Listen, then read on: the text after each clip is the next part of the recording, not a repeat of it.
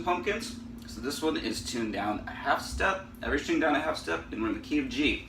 So let's look at these chords that start the song. Just a G chord to start off with. We're not using the first string though, and you want to use fingers 2 and 1 to fret this chord. And you'll see why here in a second. The next chord is a G sus4. So what we're doing is we're putting down the third finger on the 3rd fret of the 5th string, and now the pinky finger on the 3rd fret of the 2nd string. So we get this figure slowly.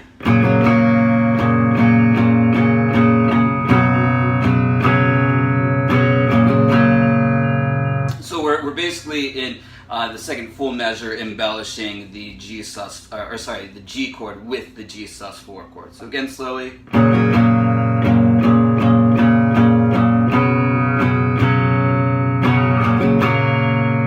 Alright, so with the accented chords being like the 2/16 notes and the one following it, those are played with a full strum of the chord, and the rest of the strums are played with more of a like just the bass notes of the chord. So like the low 3 or 4 strings is what you're shooting for.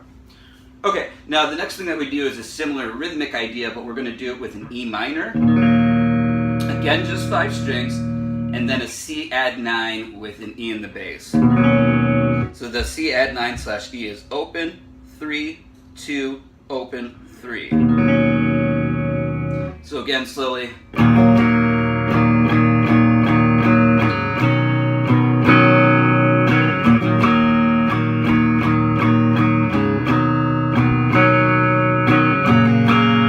And then we're back to the G. So, it just keeps alternating between those two things, the G to G sus4 and the E minor to the C add 9/E. The last time that the E minor and C add 9 thing is played though, we're going to get this.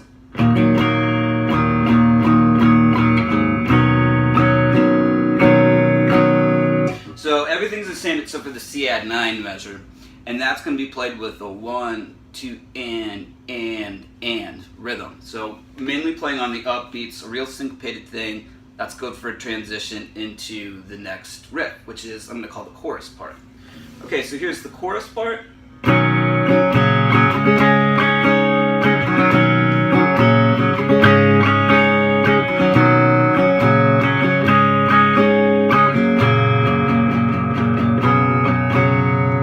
Alright, so we're doing, it's a C add 9, so same way we played it before, but this time the C is actually played as the bass note. And then we have a G/B, so that's 2, open, open, 3, to a D sus2, which is open, it's a 4th string root, open, 2, 3, 0. So slowly we'd have this, 1, 2, ready, go.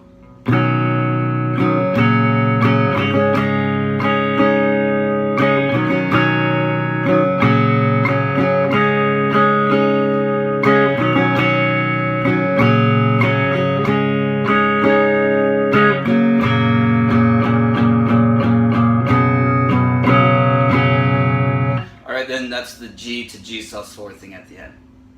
Alright, so the verse riff, really simple. Let's look at that.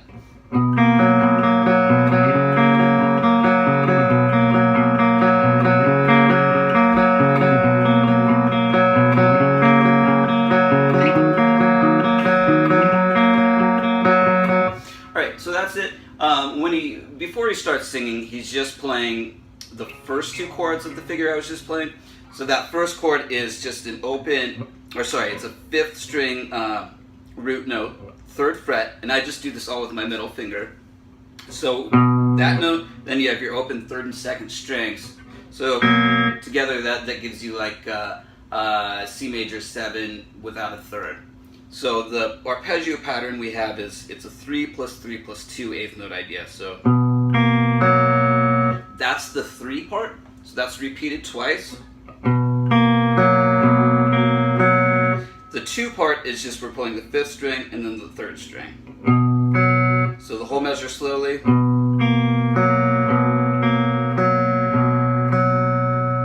Alright, then we're going to move the middle finger up 2 frets to the 5th fret and do that again. And then the whole thing repeats.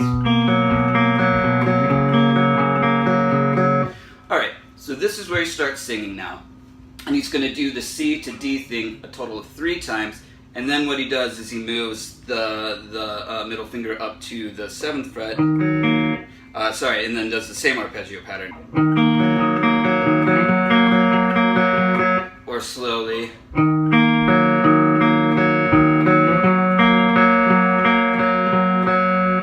Okay. So then he's going to do the Believe in Me part, which transitions into the chorus. And what that is just the C to D thing twice, and then we're going to have a transitional part that goes into our pre-chorus. Let's check out how that sounds.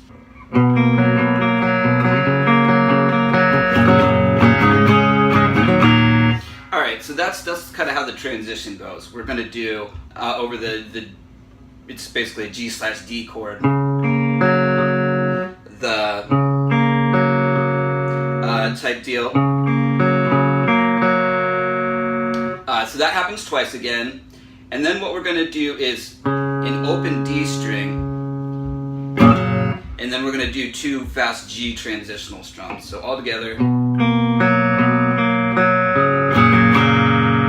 All right. So now we are into what I'm going to call the pre-chorus part.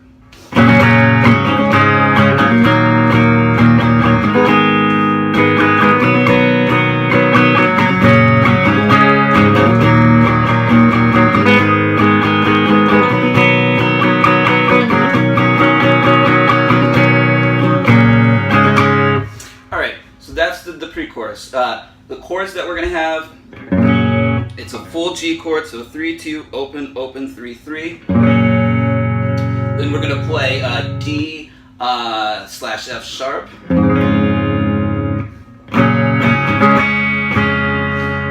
To an E minor.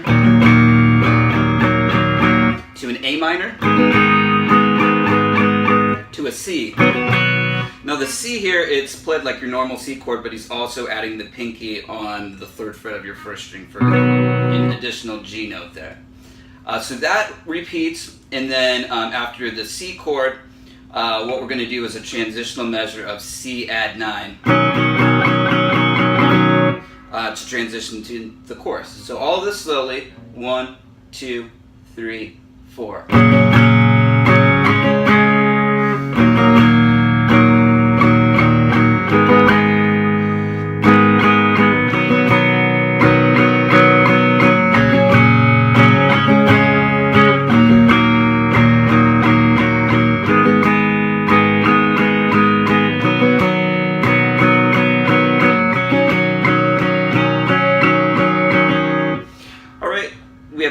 Riff next, which is played 3 times. We've already talked about the chorus riff, so no need to talk about it again. What happens at the end of it, though, I'll just play the last time through it.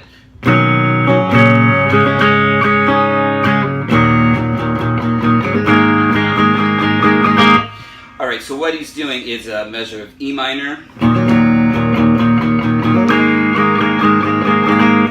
to a measure of an A sus2 chord, which is a 5th string root, open, 2, 2, open, open. And then the chorus riff is played again.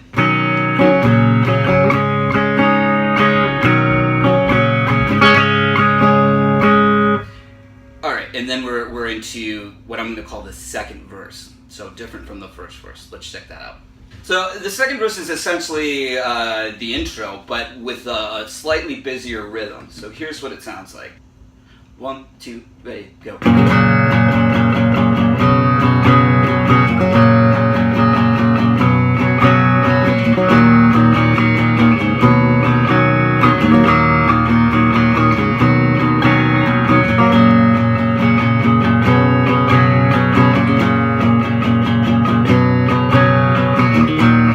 The difference is, instead of holding a full quarter note out on beat 3, you're just holding for an 8th note there and then playing another 8th note after it, and then everything else is the same. So just a slightly busier rhythm, but it does give it a little bit more push and tension to that part of the song. Okay, let's check out what happens next. So what we're going to do is the Believe in Me part, which, to recap, is the. So what I just played gets repeated, then we're going to do it again with the transitional thing.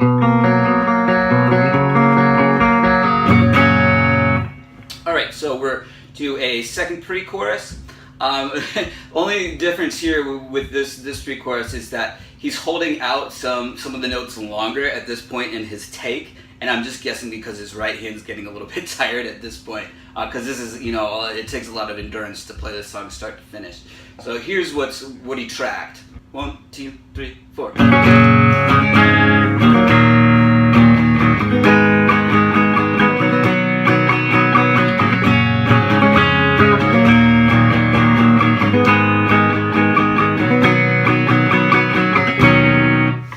So that's it. The big difference, like I said, playing more sparse at the beginning, but you don't necessarily have to. Just, it's a trick that you can do if your hand's starting to get tired. Alright, and there's no transitional measure of the C add 9 this time. We're just going to go straight from the C chord back to the chorus. Okay, so let's check out how this song kind of wraps itself up. So what I'm going to do is I'm going to play this chorus, and then just so you can see how it transitions to the end point of the song.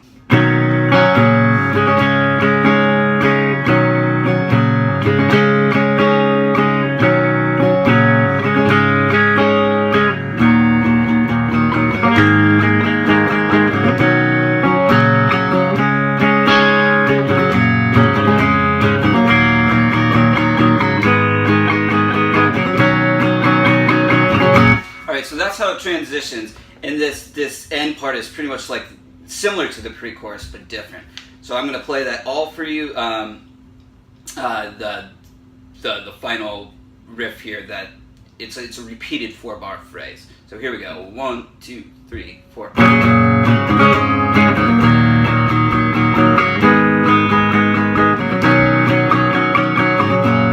So we have the G chord, we're going to do the D / F sharp thing, the E minor, the A minor, and instead of doing just the regular old C here, it sounds like he's doing the C add 9. So if you were playing this with two guitars, one could do one could do the other, or you could both do the same thing. Doesn't really matter. So anyway, slowly.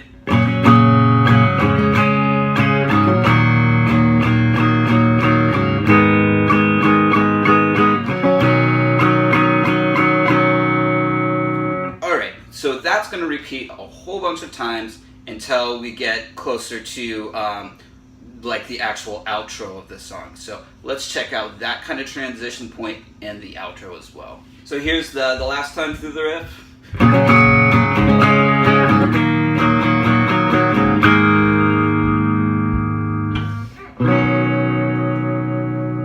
Okay, so instead of playing the A minor measure and the C add 9 measure as they are normally played, we're going to do an A sus2 chord in place of the A minor. Just strum it and hold it out. There's a fermata on this, so hold it for as long as you want. Then the same thing with the C add 9. There's basically a tempo change when you hit the C add 9 to, it drops to around 3/4 speed, so somewhere around like 120 beats per minute.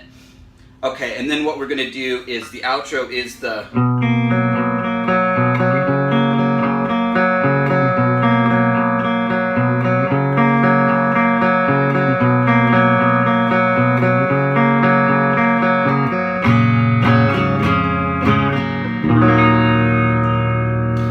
So we're playing the C to D thing 3 times at about 3/4 speed, and then what we do is, so